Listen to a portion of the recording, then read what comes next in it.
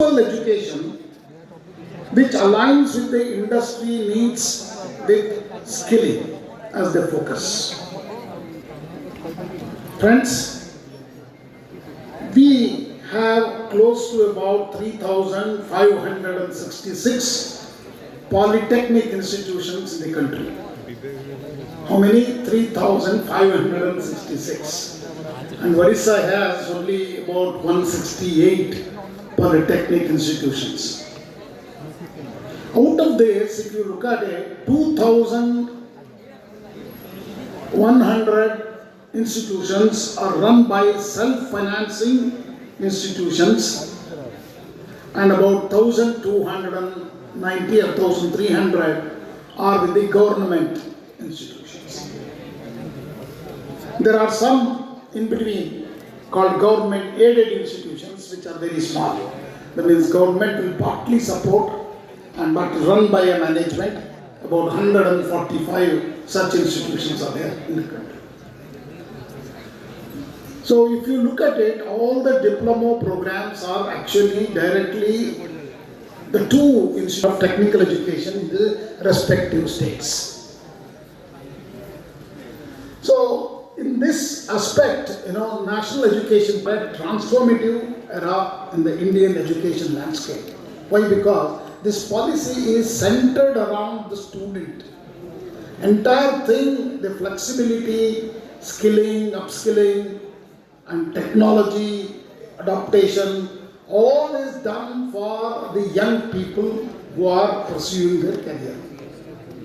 It has multiple entry exit, integration of vocational education, academic bank of credits. I think all of you have now a unique ID, upper ID. Yes or no? All of you should have a unique ID. This unique ID stays with you forever. That means till you do, that means LKG to PhD, there is a unique ID. How many students are there in India? Let us look at it.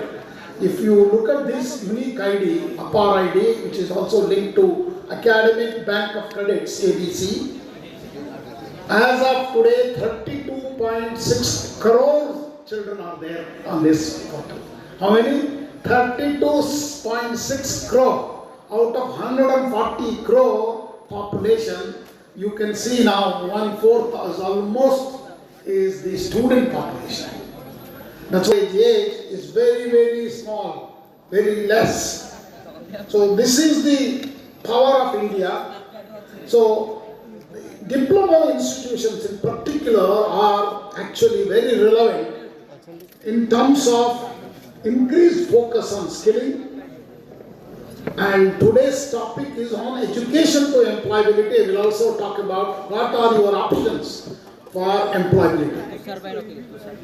So skill development remains the priority for diploma institutions, and we need to focus on hands-on training, experiential learning.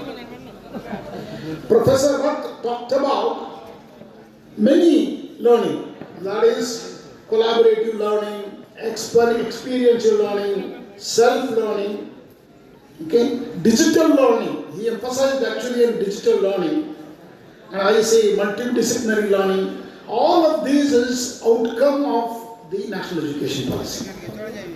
So it's very important for you to spend some time on your own to learn something new, and also something to do hands-on on experiential learning. And reskilling is for you, because today the technology has disrupted the way we live, we think. Artificial intelligence is actually is already here.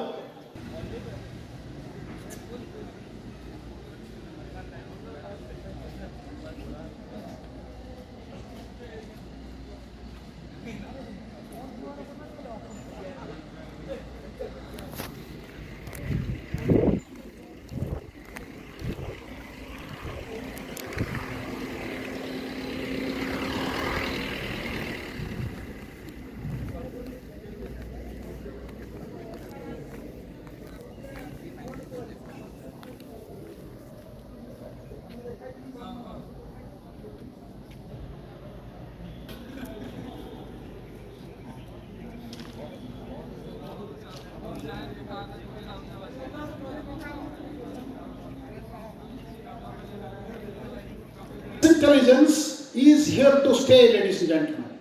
It makes any one of you, many of us are all average actually.